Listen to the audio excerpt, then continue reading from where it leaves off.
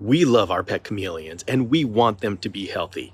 This means that we're going to have to watch their food intake because their instinct says to eat whenever they can, but in captivity, they're not burning all the calories that they would have in the wild. Thus, we can't let them eat whenever they want to, as much as they want to. So it's a valuable skill for chameleon keepers to know the signs of chameleons getting overweight. Now, each species of chameleon will show different signs of being overweight, but generally speaking, it's going to be the body getting bigger and certain fleshy areas getting more prominent. In this tutorial, I'm going to use the panther chameleon as the main example because that is the most common pet. But these techniques can be used with many different species. So we're going to take a look at the casque. That's those fleshy areas right above the head. In a chameleon with a healthy weight, they'll be slightly domed. Here are some examples of healthy panther chameleons. If your chameleon looks like this, then keep the feeding schedule that you've got because it's working.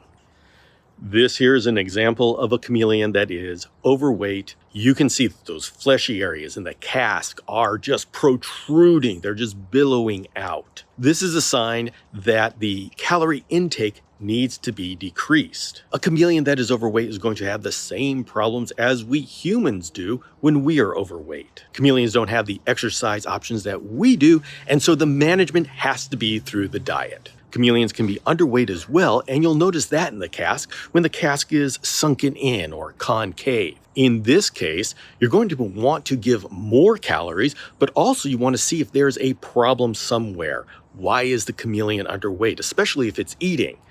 This can be a sign of parasites or some other internal problem. You want to get to the bottom of what that problem is.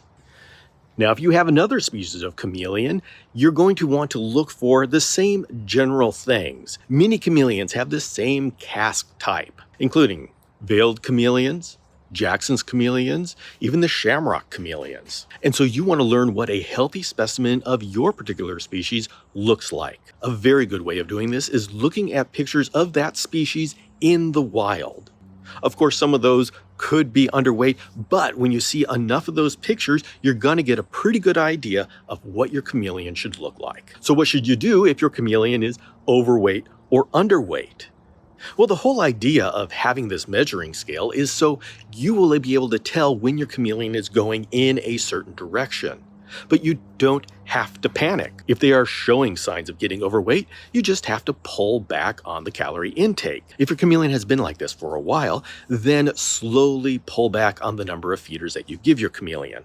If your chameleon is underweight, then you give them more food, but you may have to figure out why they're underweight. Is it just the amount of food, or is there a parasite or some other problem? This may take the help of a veterinarian. And we'll close off by answering the question, how much should I feed my chameleon? Generally speaking, when they are babies until they are fully adults, you should feed them as much as they will eat because their job is to grow. Once they become an adult, you want to pull back on their food intake.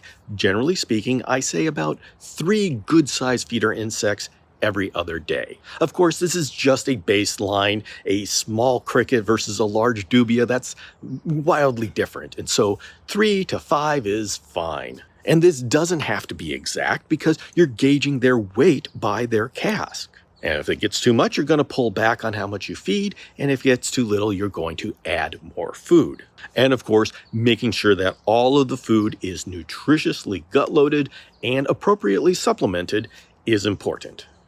But that'll be for another tutorial. If you like this tutorial and want more information, follow the Chameleon Academy, but also take a look at the chameleonacademy.com website. This website offers rich multimedia research opportunities. In addition to that, I have weekly live sessions where I answer your questions in real time. There's a podcast and even a digital magazine. And to make sure you're on top of all of this, just go to the website and sign up for the Chameleon Academy email newsletter, and it will all be delivered to you so you won't miss it. Thank you for joining me here.